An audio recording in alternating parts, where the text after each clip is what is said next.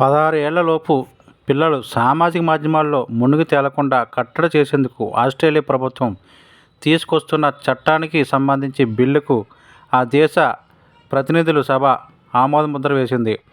Senate కూడా దీనికి ఆమోదం తెలిపితే చట్టంగా రూపాంతరం చెందుతుంది. నేడు ఈ బిల్లును సభలో ప్రవేశపెట్టగా 102 మంది సభ్యులు అనుకూలంగా ఓటేశారు.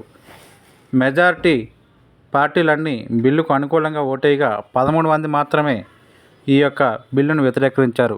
సెనెట్లో బిల్లుకు ఆమోదం లభించిన వెంటనే చట్టరూపం దాల్చుతుంది. ఆ వెంటనే సామాజిక మాధ్యమాలపై ప్రభుత్వం ఆదేశాలు జారీ చేస్తుంది.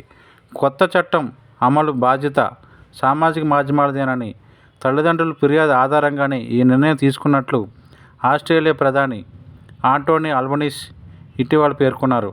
కాగా బిల్లు చట్టరూపం దాల్చితే సోషల్ మీడియాపై నిషేధం విధించిన తొలి దేశంగా ఆస్ట్రేలియా రికార్డులకు ఎక్కుతుంది.